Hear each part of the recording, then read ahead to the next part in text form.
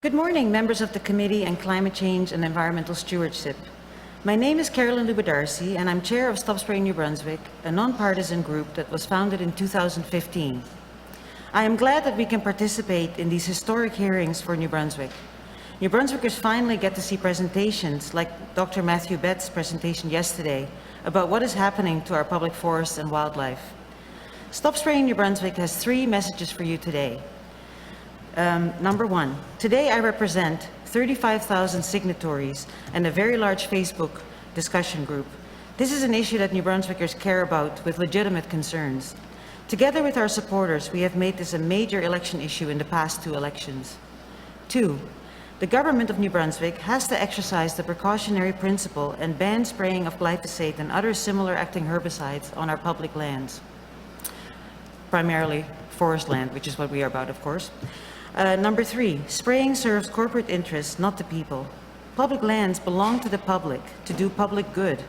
It is clear that the refusal to adopt an auction system, raise stumpage rates, or stop spraying, that the government of New Brunswick's prime interest is not the people of New Brunswick, but private interests. New Brunswickers witness firsthand what the current forest strategy is doing to our public forests. We are not witnessing sustainable forest management on public land. Instead, our forests are being destroyed. The public does not feel heard. Throughout my presentation, I will read out comments that New Brunswickers have given us about the travesty on our public forest lands. Kevin Shaw from the Miramichi Headwaters Salmon Federation, quote, "I grew up in Juniper and I've spent all my life in the woods. Winters were hard with little money, so we lived off the land for decades, just like most of the people from our area. Our family froze fiddleheads, pan trout, sea trout, salmon in the spring and summer, along with partridge, deer, and maybe a moose, if we were lucky, in the fall. Almost everyone harvested the abundance of raspberries and blueberries. I worked 35 years on the railroad and traveled the track and back for routes between Chipman and Grand Falls, so I've seen firsthand the result of excessive clear cutting and spraying of glyphosate, or as we call it, brush kill. A first cut used to excite us deer hunters because we knew that in a couple of years it would be prime deer hunting, since there was an abundance of browse. Hunters came from all over New Brunswick to hunt in the Juniper area. Outfitters did well, and with lots of US sports coming over to fish salmon and hunt the white-tailed deer. Then came glyphosate spraying, and that changed everything.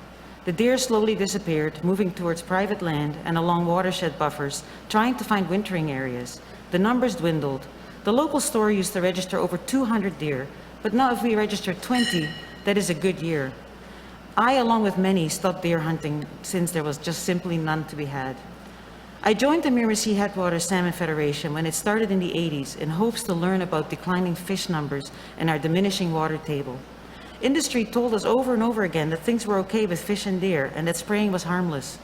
For years we believed them. In my mind, industry and government have failed terribly in protecting wildlife and forests. We have attended fish and wildlife sporting shows in Moncton and Sussex with SSMB. 99% of the people feel the same as we do, and our presence was greatly appreciated. People are sick and tired of our forests being poisoned, and there are lots of horror stories for people who have witnessed firsthand the destruction of spraying near their homes and their favorite hunting areas. Luc Albert, quote, "Food sources are gone after spraying. Wildlife dies off due to this. It is a massive loss of food, diversity, cover, and habitat. I've gone hunting, and there is no life after they sprayed. Spray plantations are not forests. I miss being able to see forest uncut for kilometers on end in a natural state. It makes me feel like we don't have control of our crown land. It is no longer our forest. It is at the mercy of an industry that will never have enough. Wildlife depends on natural regeneration for survival. The numbers of deer and moose are down. Grouse hare habitat is getting rare due to spraying. The only place you see them is on small private land with natural regeneration," unquote. The legislature should be the voice of the people, who have been very clear during the past 3 election cycles about where they stand on forestry. The legislature cannot ignore this issue and still pretend to be representatives of New Brunswickers. Jeff Jonah, quote, "My family has had a cottage on the Kennebecasis River in the Portage Vale area since 2000. During this time, I've come across many clear cuts on my ATV travels, some within half a mile from the river, some even closer to home, and cottages where we have found the infamous tiny signs showing this area has been sprayed with the herbicide glyphosate. The trout and salmon numbers have plummeted during these last 21 years. When we receive a heavy downpour, the river rises quickly and then with silt and then drops just as suddenly. I rarely see ruffed grouse and songbirds on the trails, whether on the ATV or hiking in the area," unquote. During the last two elections, the Stop Spraying New Brunswick issue has been a prominent election issue. In 2018, the smaller parties all had promises in their platform to ban this practice.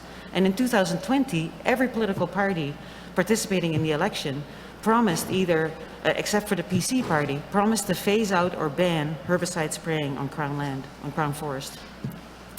Gino Doucette, quote, "As an avid New Brunswick hunter and fisherman, I've witnessed how glyphosate spraying has destroyed natural biodiverse forests into empty brown wastelands for years on end.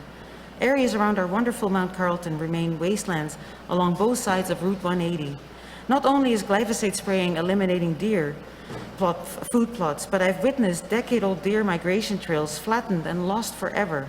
When the blocks eventually grow back, it will be a completely different monocultured fir tree landscape. No wonder our deer population is suffering far worse here than in all of our neighboring provinces and states. I really like what Minister Mike Holland is doing to move hunting and fishing regulation advancements, but they will be short-lived due to his inaction on the natural resources front," unquote. You are hearing a lot of scientific evidence from scientists this week and from other advocacy groups that show the legitimate concerns associated with forest herbicide spraying. And I don't intend to repeat this during my presentation, but I will quickly touch on a few points. Peer-reviewed and published research done in BC has shown that plants that do not get killed, they grow back looking sickly and deformed, and berry bushes and other plants that survive retain glyphosate for up to a decade. More research recently emerged that reproductive organs of plants are seriously affected by glyphosate. Dr. Simar has researched plantations for decades, and she discovered the symbiotic relationship that exists between commercial birch trees and softwood trees. She found that softwood trees are actually healthier when birch trees are present on plantations through the sharing of nutrients such as nitrogen, phosphorus, carbon, and water through mycorrhizal fungi. Mycorrhiza are a fundamental component to add to the health of a forest or plantation. Forestry practices that include herbicide spraying destroy all these connections and actually encourage disease in the forest industry's preferred softwood trees. Research at McGill University has identified a connection between glyphosate and blue-green algae, and also that glyphosate affects algae biodiversity in waterways. It is also interesting that there's a tendency to only measure softwood trees on plantations to measure success, when it makes perfectly good sense, according to some forest experts, that commercially viable hardwood species could be included in an assessment of a plantation plot. SSNB and our supporters want to see forestry management without herbicides, but instead managed by manual silviculture. We know it can be done, and we insist that GNB needs to stop considering what's convenient for the forestry companies. Our supporters do not want to subsidize herbicide spraying. On our public forests, we want to see forestry done sustainably, both environmentally and economically, without the need of these crippling subsidies to the taxpayer, which render our largest resource a money loser, as our past auditor General Kim McPherson concluded. McPherson's 2015 report determined that the province lost money on its Crown Forest resource up to the tune of 7 to 10 million annually between the audit period of 2009 and 2014. She named the silviculture program and the licensing payments the provincial government gives to industry for doing silviculture work on Crown forests as the two main contributors to our annual forest deficit. In Quebec, forestry has been done without herbicides since 2001. As has been mentioned earlier this week by Lois Corbett of CCMB, Quebec developed their forest strategy following extensive public consultation, and they came up with a forestry strategy that's ecosystem-based and includes careful logging around advanced growth. The forestry companies did not leave Quebec, by the way, so it cannot be all that bad there for business. So also Quebec, which is not actually on this image, but Quebec has 75,000 direct forest jobs in forestry. This graphic shows you a comparison of forest jobs per 1,000 cubic meters in timber. As you can see, New Brunswick is at the bottom. So the jobs have only gone down as things have continued in New Brunswick. Fortunately, one of our supporters gave us, I skipped something. The tone of invitations by the committee to appear during hearings on glyphosate and other pesticide use in New Brunswick changed in 2021. In 2020, groups were simply invited to appear before the committee to be heard. But in 2021, the invitation included this stipulation, quote, specifically, the committee invites your evidence-based comments, unquote. 17 months ago, SSMB asked Minister Mike Holland's Office for Wildlife data on New Brunswick public forests. After repeated promises and back and forth that we would receive the last 7 years of data, we unfortunately were provided with none. So, Mr. Chair and committee members, how can we make evidence-based comments to your committee when the government refuses to give us data? The Department of Natural Resources has 4 full-time employees in the Habitat section on staff, so surely there must be wildlife data in New Brunswick. Fortunately, one of our supporters gave us the 2017 vertebrate habitat supply document of, in which we can see that between 2012 and 2022, there is an increase in the number of indicator species that are below threshold requirements for habitat. I will read a few quotes from this paper. Old forest habitats assessed that their largest minimum patch sizes declined by 79% from 1.28 million hectares to 272,000 hectares from 1987 to 2012, and are expected to decline by 15% to 231,000 hectares from 2012 to 2037, with most of the change happening by 2022. The sharp decline from 1987 to 2012 was due to harvesting of old forest over the period at a rate which precluded its replacement, due in part to a relatively low abundance of mid-age forest at the outset. Young and mid-age forest habitats at their largest minimum patch sizes increased by 40% from 1987 to 2012 are expected to increase at a further 21% by 2022. We are losing old forest habitat. The single species that is below threshold in 2012 was the white-breasted nuthatch. But in 2022, those below threshold are white-breasted nuthatch, black-backed woodpecker, and American marten. Just these few reports sound troubling. We need to remember that forest indicator species are the canary in the coal mine in forestry. Their decline indicates we are on the verge of losing significant biodiversity in our public forests. There are other forest indicator species we know of that are likely in trouble. Back in 2014, government research by New Brunswick DNR wildlife biologists concluded that minimum habitat thresholds for NB forest indicator species are predicted to become significantly below thresholds. This list includes the American marten, the fisher, northern flying squirrel, red-tailed hawk, barred owl, black-backed woodpecker, pileated woodpecker, white-breasted nuthatch, and the pine warbler. In 2015, all of these NVDR wildlife biologists, including their manager, were transferred out of the wildlife section. These experts are no longer in this department. We also have wildlife data collected by 2 grade 8 students from the Bathurst area. On their own initiative, these students decided to do a wildlife survey for a class science project under the supervision of science teachers during the winters of 2019, 2020, and 2021 and 2020-21, because they are very concerned at their young age about wildlife in New Brunswick. They counted animal tracks on 2 plots of each type of clear cut, so they studied 3 clear cuts. But 2 plots of each. Clear cuts with silviculture, naturally regenerating clear cuts, and clear cuts with glyphosate treatment, and found a reduction in animal tracks on clear cuts with glyphosate. If students can do wildlife surveys, surely staff at Habitat section of the Department of Natural Resources must be doing their own surveys. Why not release data to the public? Of course, you have heard a lot from Dr. Matthew Betts yesterday about biodiversity decline related to cumulative amounts of clear cuts and forest herbicide spraying and ecosystem services by birds. And he asked the question, do we trade biodiversity for the forestry sector? And New Brunswickers say no. Please remember that this is our public land. The loss of biodiversity in the rural communities is highlighted by the catastrophic drop in the New Brunswick deer population.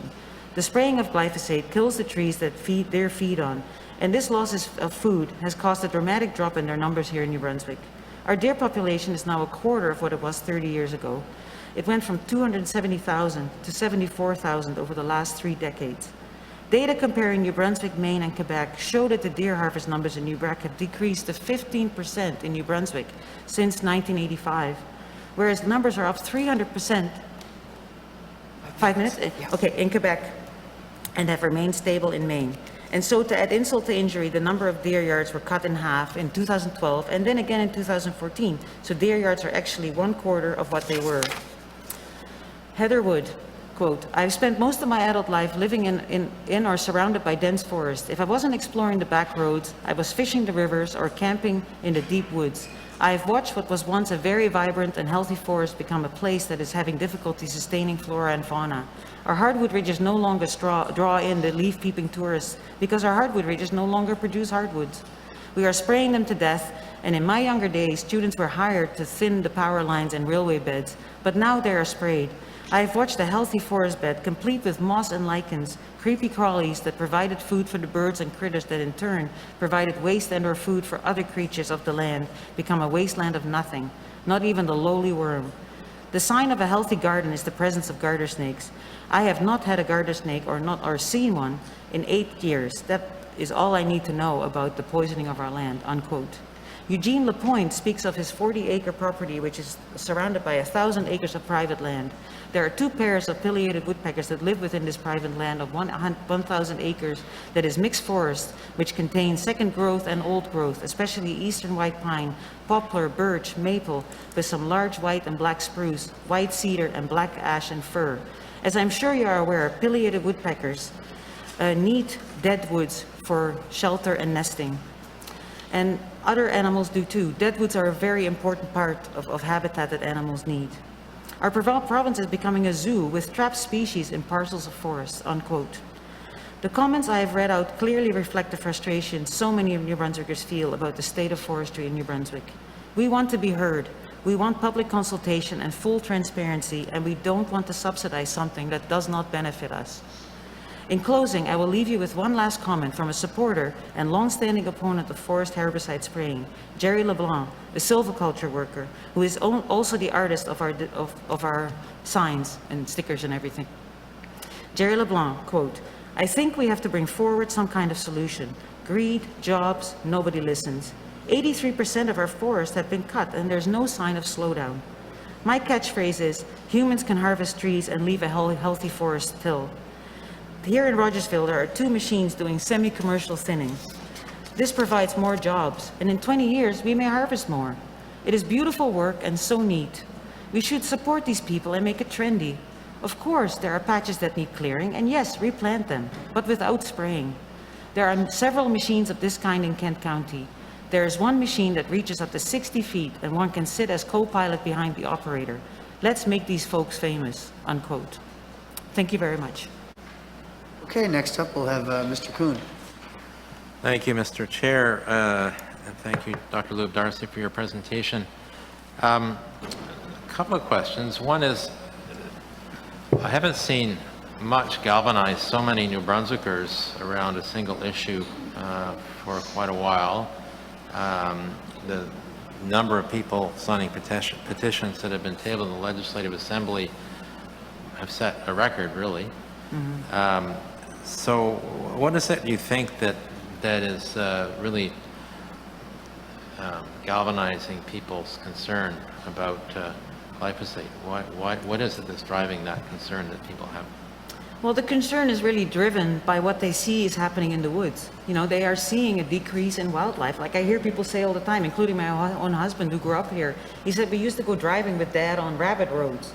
And people say they just aren't there anymore. We just don't see the critters running around like we used to. So it's very, very obvious to people that they are just not seeing the abundance of birds, wildlife, ruffed grouse. I hear this all the time from people. And I mean, I hike a lot and I feel the same way. Like, we just don't see a lot of wildlife in the forest. And that's just odd, you know.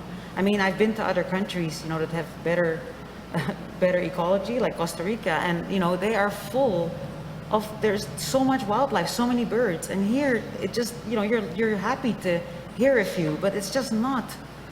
There's just something really wrong, you know. There's really a lack of wildlife in the woods, and that's what people say all the time. And they're also, of course, very upset that when they have hunting shacks or whatever, cottages, you know, that near them suddenly a whole stand is gone.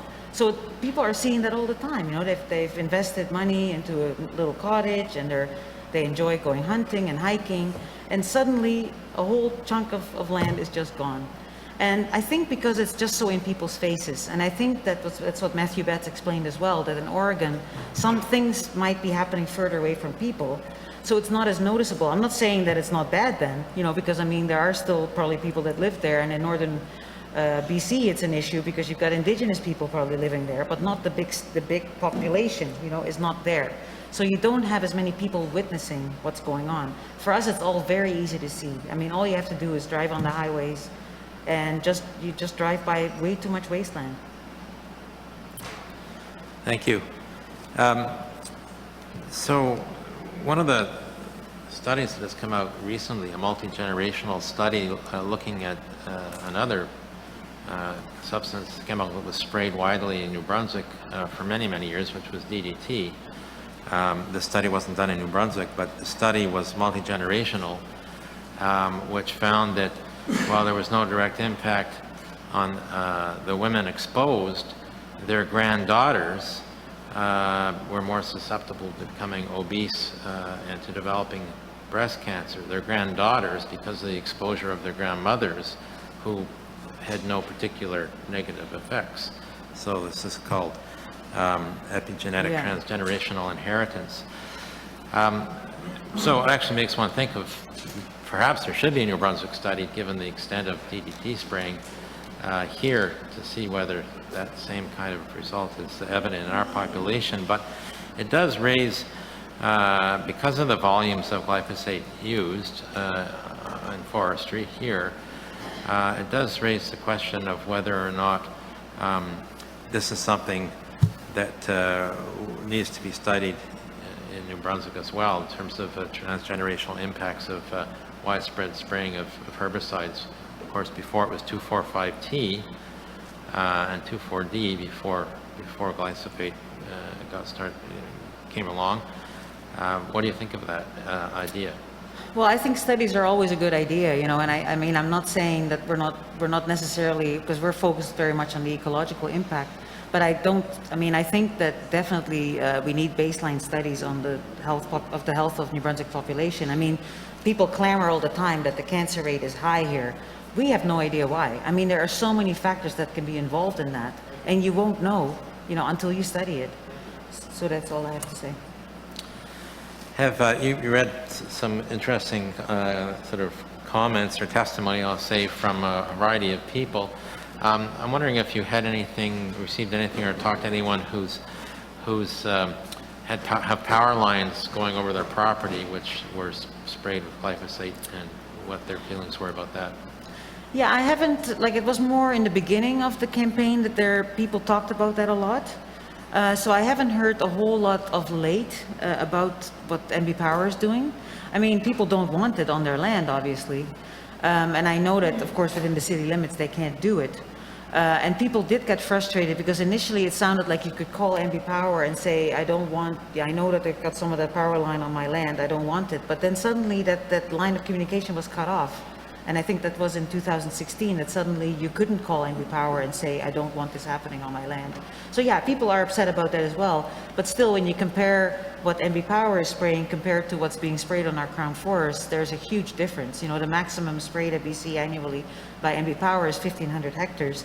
And I think last year, it may be because of the pandemic, they didn't do any spraying because they do more ground spraying. So maybe they didn't want to send their crews out because of COVID, because they didn't want them to be near each other. I don't know, that's just my guess. But in 2019, NB Power did spray a bit less, but I heard that was because NB Power didn't need to spray as much. So we don't really know what's happening with NB Power. We don't know what their direction is going to be, but we know that what they do is 1,500 hectares max, when we're seeing 15,000 hectares of Crown Forest being sprayed. So there's quite a big difference. So obviously, the Crown Forest spraying is a much bigger impact.